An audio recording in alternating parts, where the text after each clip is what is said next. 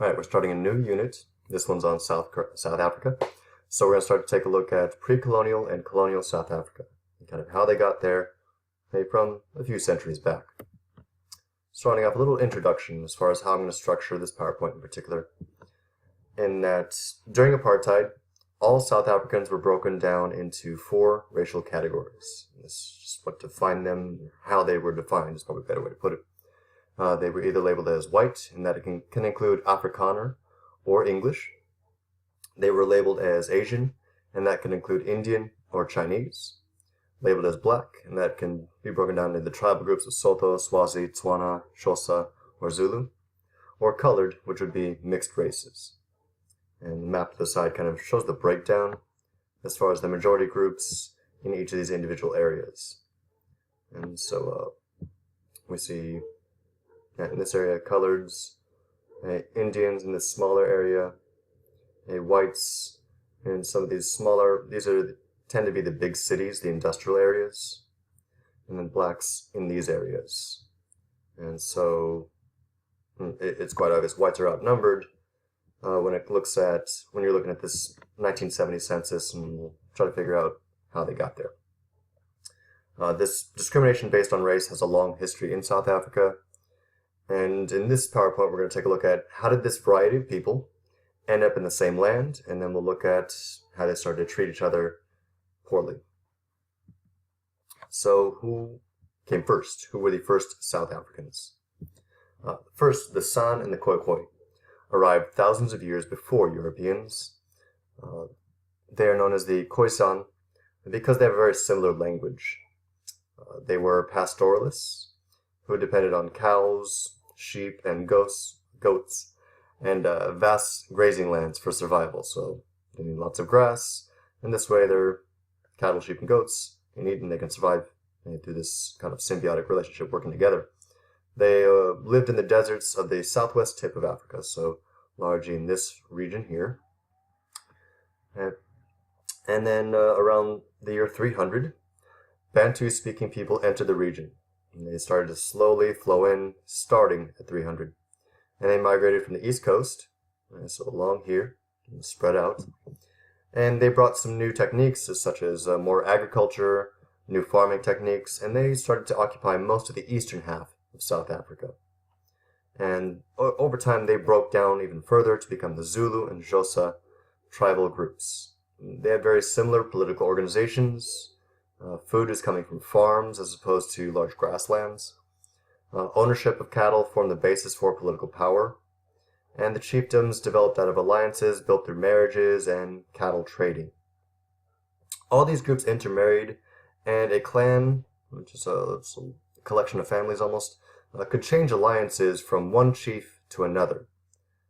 The creators of apartheid ignored these loose tribal affiliations to label every African as a member of a particular tribe, even though under the system you could switch alliances according to your will. And so this is kind of a further breakdown based on languages across Africa.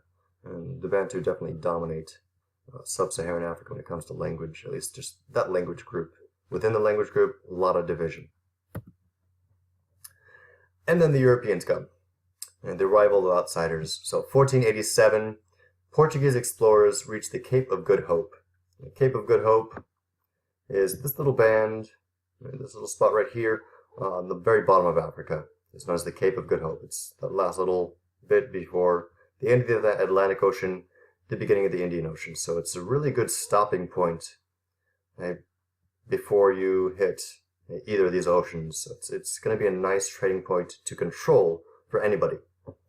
So the Portuguese were able to reach India way before Columbus did. Well, actually Columbus never got there. And so they're able to reach in 1487 the Cape of Good Hope, and later on he's able to actually reach India. And as trade increased between Asia and Europe, South Africa became of real interest as this stopping point for a lot of the ships. 1652, John van Riebeeck arrived on behalf of the Dutch East India Company to establish a permanent European settlement at the Cape of Good Hope. And so he's going to set up the Cape Colony right on the very bottom tip of Africa.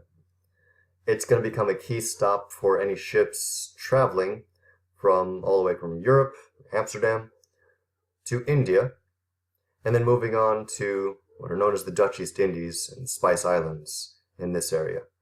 And so the Dutch invested heavily in these islands, and so by having this little area here, it's going to be an extra safe port and an extra supply place to get just extra food, as well as fruit to prevent scurvy and other diseases. And so these Dutch settlers, reinforced by Protestants from France, Germany, and across Europe, become the ancestors of the modern Afrikaners. And Afrikaner is a Dutch-based language that developed in isolated South Africa because they're separate from Europe for 400 years.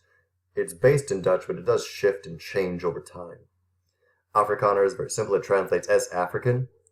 But before the 20th century, they would call themselves Dutch, or they also use the phrase Boers, which means farmers.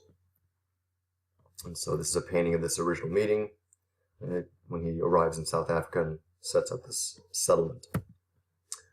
And so how did that work? How did he set up this settlement? It wasn't intended to become a full colony. This was just kind of a stopping point.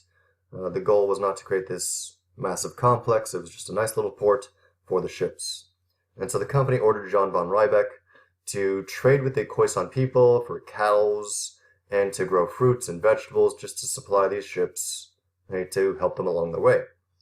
They didn't want to spend too much money on this area, carrying the cost of settling disputes or really administering the government of a colony. All non-essential contact with the natives was to be avoided. They didn't want to fight, and they're not too strong warriors, and they just don't want to spend the money on it. This order will soon be ignored, and instead they start to expand regardless of what the company wanted.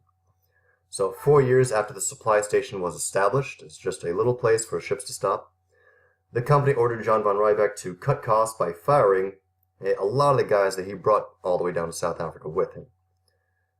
Riebeck wants to take care of these guys, so he decides to grant each man 21 acres of Khoisan grazing land to farm. So they're going to set up their own farms by stealing land from the Khoisan people.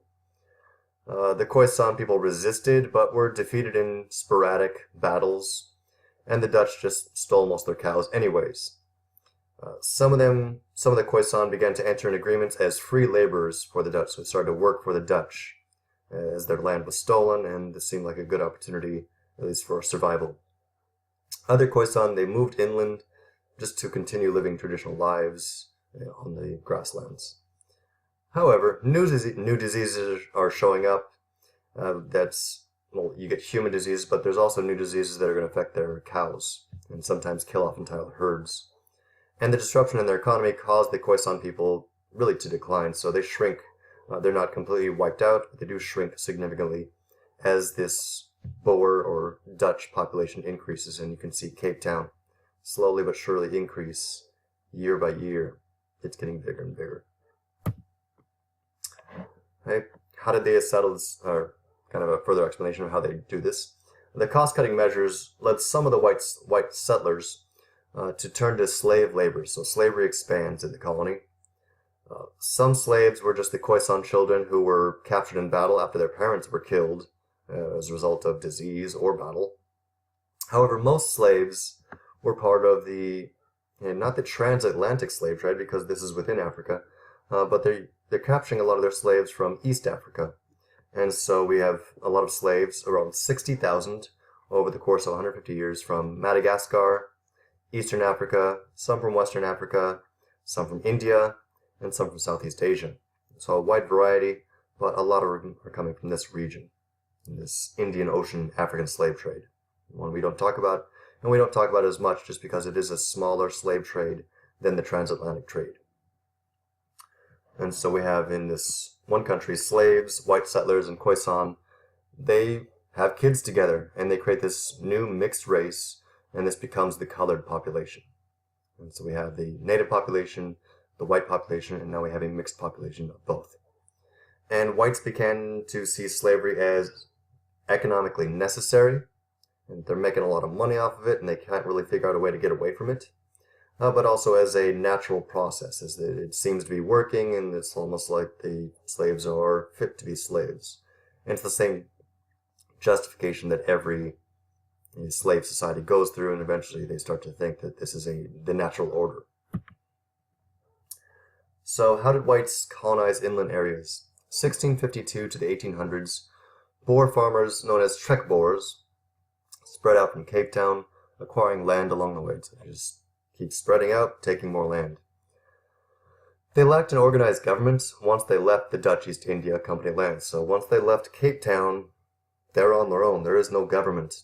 And so over time, because they're moving out and they have no leadership and no one to protect them, they're pretty removed from communication with Europe. They don't know much about the outside world. They just know about their land and their life in front of them. And they start to interact more and more with Africans. And so culturally, there's a shift where they kind of become their own group, much less European. And this isolated farming culture, it forms the basis for their identity, for the Boer, which means farmer, and later on, in the 20th century, the Afrikaner identity as African of European descent. The Boers encountered more Bantu-speaking people as they continued to expand. This usually led to some violence and a fight, and usually they won. The competition for farmland and grazing pastures with the Xhosa people, it led to these fights. And the Xhosa were larger and they were more unified. They were a little bit tougher than the Khoisan. So they were successful in defending their land for about 100 years. Around 1811, Boer settlers were able to finally push through eastern South Africa with the help of British troops. So British troops helped to defeat the Xhosa so that the Boers can continue to expand their lands. And the British troops are pretty harsh in that they burn down Xhosa homesteads and they completely burn off entire prairies of the grazing lands. And then, to make things worse, disease takes another hit. Cattle disease in the 1850s takes out entire herds and reduces a lot of the Xhosa to poverty, where they're going to have to take jobs working for the Boers in many cases. When did the British show up? 1806. The British took over the Dutch East India Company. The Dutch East India Company was going bankrupt, plus Napoleon got involved in Europe, and England saw this as a good chance because for a brief moment Napoleon took over the Dutch area, and so the English kind of swooped in and took a lot of these Dutch lands because they claimed it was controlled by Napoleon. And so they saw the opportunity and they took it. The company went bankrupt. Dutch power was reduced. That's why not too many people speak Dutch anymore. As by the 1800s, their colonies are all collapsing. Cape Colony would be great for the English because they're expanding trade with India at that point. They're starting to really grow in India, and we just discussed that a little bit earlier. By 1820, a lot of the English people start to move in. And by English, I do mean British. And so we're including the English, the Scottish, the Welsh, and Irish settlers all start to move in. So here's a lovely little painting of them moving into the Cape Colony. And these new settlers, they didn't quite mix in as well. They didn't have this long 200-year period of becoming Afrikaners. And so they don't adopt the Afrikaans language or their culture. They are a bit independent, and they are more British than they are Dutch. And so these non-Dutch settlers would later be labeled as English, but still would be labeled as white. The boundaries of the Cape Colony continued to expand, and many would move inland to establish farms, and just expanding to become this larger country. And so it just starts as a little place for ships to stop, and it keeps on growing. And they established very English towns such as Port Elizabeth, East London, Grahamstown, and all established all along the coast. And then it's going to get a bit worse for the tribes. What was the Mefekani? Let's go with that. 1810s to the 1830s, as the whites are increasingly pushing these tribes into further and further competition, they're going to start to fight each other. And so this increased competition for resources is going to result in violent conflict between the tribes. And you get increased populations. The populations are still growing and they're becoming more compact as the whites are moving in. And then drought makes things worse, so nature takes a hit too. And so some of these smaller tribes start to expand, become bigger tribes by absorbing other tribes. Sometimes groups will decide to join a tribe because they're going to be better defended by joining that tribe. And so it's going to help to protect against slave raiders from the Cape. Several powerful African military leaders emerged with large African kingdoms out of these fights. And so we do get some very strong leaders, such as Shaka Zulu, who expands his nation with a very aggressive military campaign, really growing the Zulu tribe.